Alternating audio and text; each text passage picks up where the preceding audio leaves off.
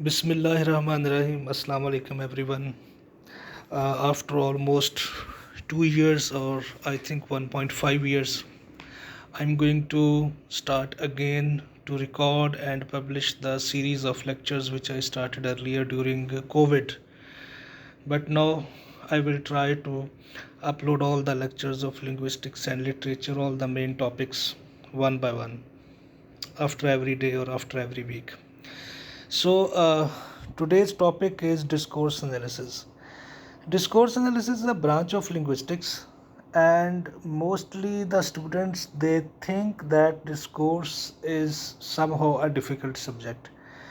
Discourse is not a difficult subject, but it needs understanding because discourse, what I believe, is the most easiest topic in linguistics because whatever we discuss in discourse, it is directly reflected in our daily routine lives. So first of all, let us define this term, what discourse is. Because whenever we are going to start any topic, whenever we are going to discuss any topic, first of all, we must understand the main heading or the main topic, that what actually we are going to discuss, because 50% of the concept it gets clear if we understand the main words or main topics. For example, the word here is discourse. Now discourse, I have given here 2-3 definitions of discourse before going into its linguistic analysis. In Oxford Dictionary, it says a long and serious treatment or discussion of a subject on speech or writing. Like whatever you are speaking to someone, whatever the discussion is going on between two parties, between more than two parties, and whatever is written comes before us and we read. That is called discourse. So, in simple words, we can say discourse is actually a language. Discourse is a tool which is used to convey message. Now, we convey message with expressions, we convey message with words, we convey message with our writings, we convey message with through social media, we convey message through pictures, we convey message through sarcasm, we convey message through jokes, we convey messages through social satire. So there are different types of conversations that we use in our daily life. For instance, if you are in your home, you are discussing something with your mother, and then you start talking on phone with your friend, and then suddenly you are talking to your younger brother or sister, and then you are talking to your children, then you are talking to your spouse, anyone to whom you are talking, or you are conveying your message. Because only saying that speech and writing, I think this will not be the complete definition of discourse. We need to understand that there are many messages which are conveyed beyond speech and beyond writing. Some messages are understood by us, by the listener and by the speaker, that we will discuss in our next session. But it is whatever you discuss in your daily life, whatever you speak, whatever the messages you convey, uh, regardless of the fact that which language you are using, what type of sentences you are using, what type of vocabulary you are using Punjabi, English, Urdu, Spanish, Italian, whatever you are using. Our concern is only with the written and the spoken form. So this is called discourse. Discourse is actually a language. And when we say before going to discourse analysis, let's define. Then in Google, it has given two definitions. One is discourse as noun and one is discourse as verb. When we say it's a noun, it means written or spoken communication. Communication, our focus is on written or spoken communication. So communication can take place with expressions, communication can take place with pictures, communication can take place with words, with written words, with sentences, everything, whatever the language we are using, or without using a language, if we convey message, that will also be discourse. And then in verb, it is say speak or write authoritatively about a topic. Authoritatively, everyone knows about when you are using some authority and you are writing on some topic, that is also a discourse. But our concern is only discourse with written and spoken form. So let's move to discourse analysis. I hope this definition of discourse and meaning of discourse is clear. Keep in your mind discourse means the language, and language means a tool which is used to convey a message. And message is conveyed through different reasons that I have already discussed. Now, in discourse analysis, let's say the term discourse, it was first introduced by Zelig Harris in 1952, and he gave two different perspectives of discourse.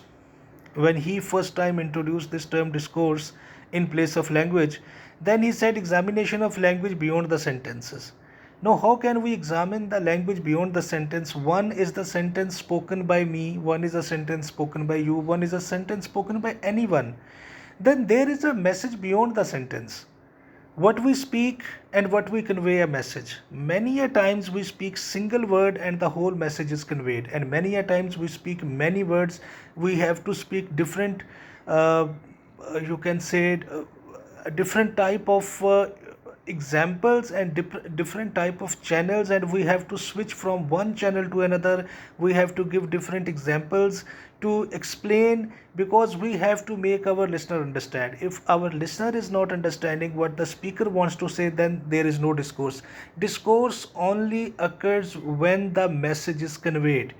If the message is not conveyed, message conveyed means the message is well understood by the listener.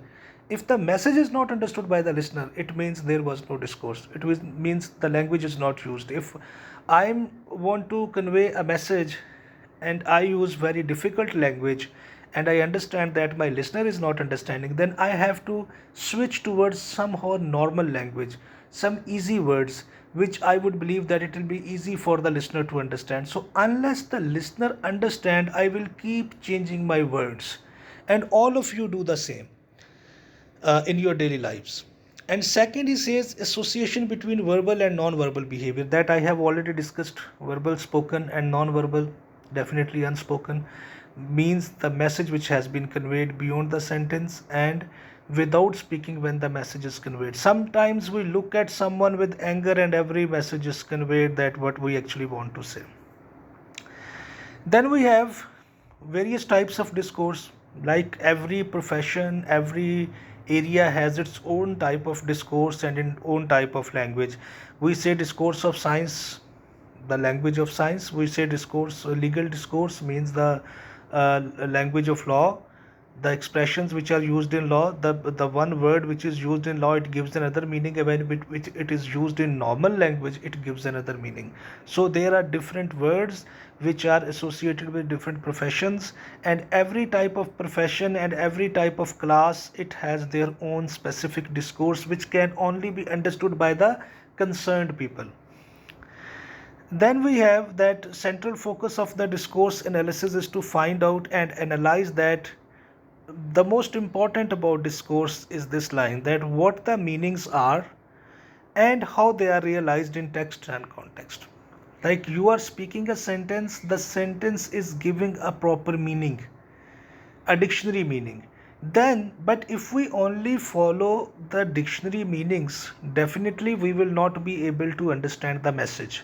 So we have to realize, we have to understand what is being said beyond the sentences. That what is the actual, we say, a literal meaning and a figurative meaning. So we are talking about figurative meaning here. In text and context, text mean what we speak and whatever is written, and context means that uh, whenever we discuss something, it has a background. Context, in simple words, you can say a background, that in which context someone is speaking. So we have to understand the pre-linguist knowledge or the context of someone to understand it. What kind of example we can give here?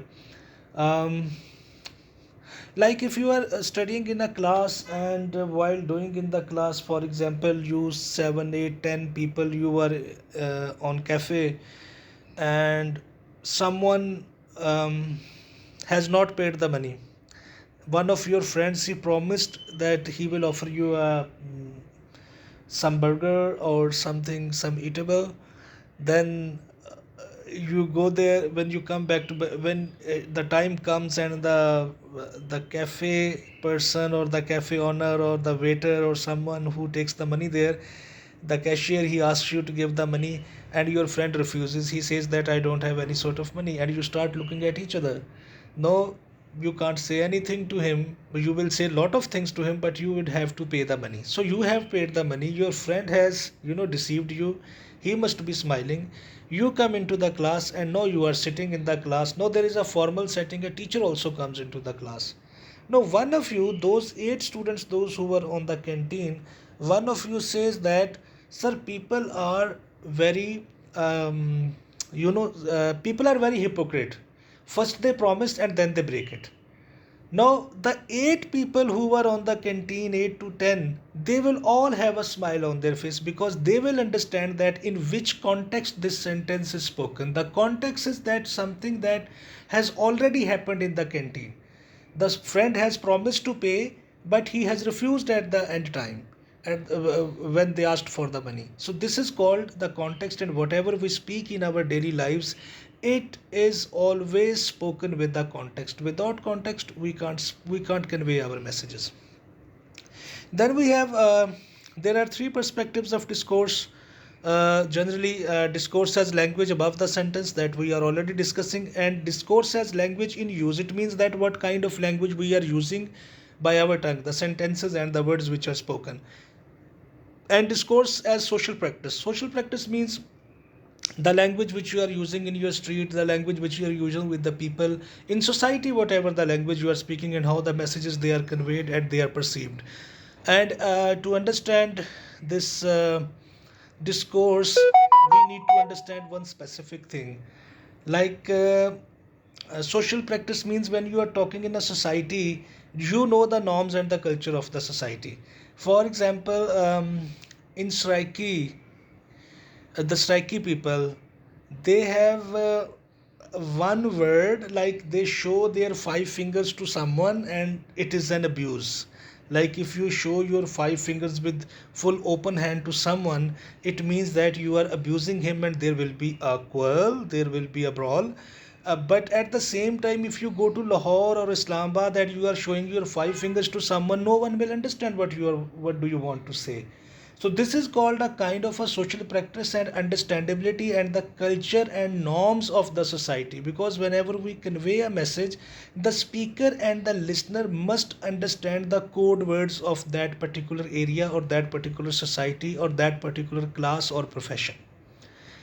There are different types of analysis of discourse, like turn taking. Turn taking means one person is speaking at one time. Like, 2 people are speaking to each other. Definitely it naturally happens that one stops speaking and the other starts speaking. When then the other stops speaking, and then the previous one starts speaking. So in this way, one is speaking, one is giving time. There is a pause, there are words. There are pause, there is a word. This is called turn taking. And if all of us, like we are 10 or 12 people, all 10 or 12, we start speaking at the same time, then what would happen? No one will understand what is being said. So this is called, in discourse analysis, we call turn taking. Like it's my turn to speak and then it's your turn to speak. Then language of humor, power of relationship in a doctor, dialogue in a chat room, discourse to archives, conversation. It means that everything which is written or spoken, everything which is written or spoken in our daily lives, that because every written thing and every spoken word, it is conveying us a message. So this is called discourse analysis. And I will upload another lecture about its different specifications, or you can say the types. So till then, Allah Hafiz.